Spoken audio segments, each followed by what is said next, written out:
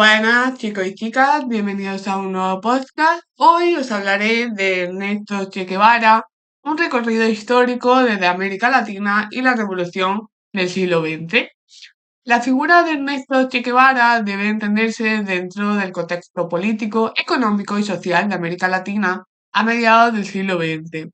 No surge como un fenómeno aislado ni como personaje excepcional fuera de su tiempo, sino como un producto de una región marcada por la desigualdad estructural, la dependencia económica y la inestabilidad política. Nació en 1928 en Argentina, en una familia de clase media con acceso a educación y capital cultural. Desde su infancia convivió con una enfermedad crónica, el asma, que condicionó su vida cotidiana y en parte su carácter. Su formación intelectual fue amplia y temprana, con la literatura, la historia, la filosofía y progresivamente con el pensamiento marxista. Estudió medicina en la Universidad de Buenos Aires, una decisión que combinaba vocación científica con sensibilidad social. El punto de inflexión en su vida no se produce en un aula, sino en el viaje.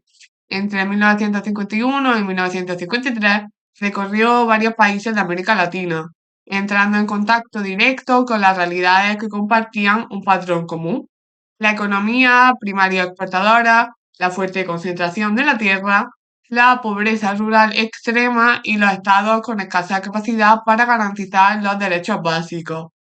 Desde una perspectiva histórica, estos viajes son claves porque consolidan en Guevara una lectura estructural de la pobreza, no como resultado de fallas individuales, sino como consecuencia de un sistema económico dependiente del capitalismo internacional. Su estancia en Guatemala durante el gobierno de Jacobo Arbenz refuerza esta visión.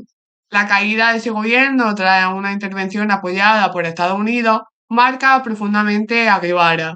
El episodio confirma una idea central del pensamiento marxista latinoamericano de la época.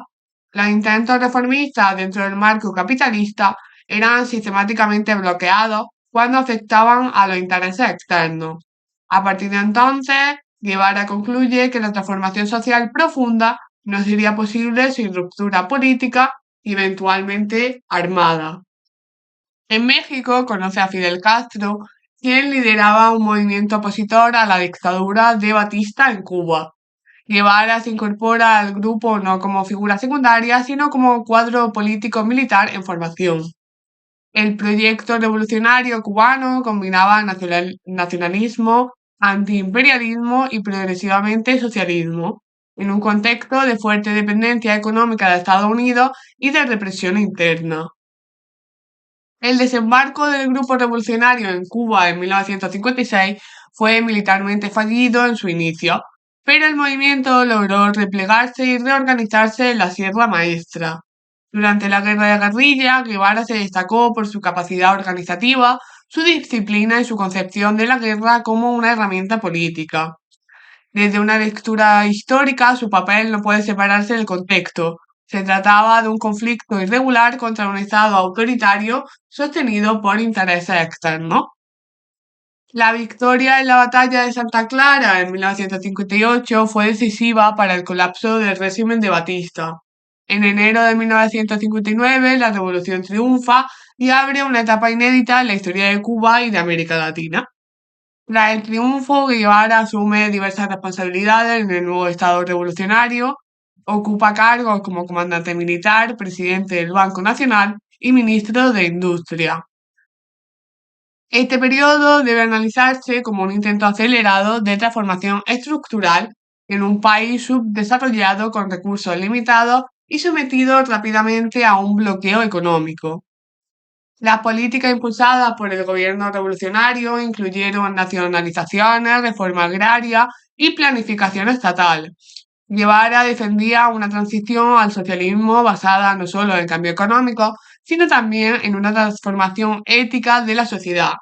Sin embargo, los resultados económicos fueron desiguales. La falta de experiencia técnica, el aislamiento internacional y las tensiones internas limitaron el éxito de muchas de sus iniciativas. Uno de los aspectos más controvertidos de este periodo son los tribunales revolucionarios y las ejecuciones de funcionarios del antiguo régimen. Estos hechos suelen contextualizarse como parte de un proceso de ruptura con un sistema previo caracterizado por la violencia estatal y la impunidad. No obstante, sigue siendo objeto de debate histórico y político. A mediados de los años 60, Guevara comienza a distanciarse del rol estatal. Considera que la supervivencia del socialismo en Cuba depende de la expansión de la revolución a otros países.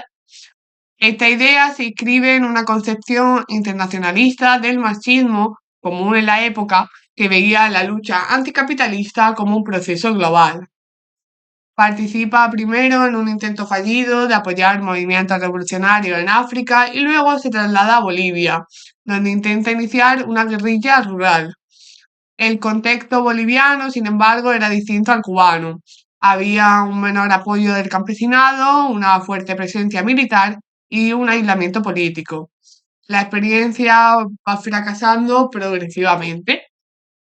En 1967 es capturado por las fuerzas bolivianas con apoyo externo y ejecutado poco después. Su muerte marca el final de un proyecto político concreto, pero el inicio de un proceso simbólico de alcance global. Históricamente, el Che Guevara se convierte en una figura de referencia para los movimientos de izquierda, no tanto por el éxito de sus últimas campañas, sino por la coherencia entre pensamiento y acción y por representar una etapa del siglo XX en la que amplios sectores creían posible una transformación radical del orden mundial. Desde una perspectiva histórica, su legado no es unívoco. Incluye aciertos y errores, avances y fracasos, pero su importancia reside en haber encarnado una de las respuestas más radicales que América Latina produjo frente a la desigualdad, el imperialismo y la exclusión social. Analizar el Che desde la historia y no solo desde el mito permite comprender mejor no solo al personaje, sino a toda una época de lucha, expectativas y contradicciones que marcaron el siglo XX latinoamericano. Y hasta aquí llega el podcast de hoy, espero que os haya gustado y nos vemos en el siguiente. Chao.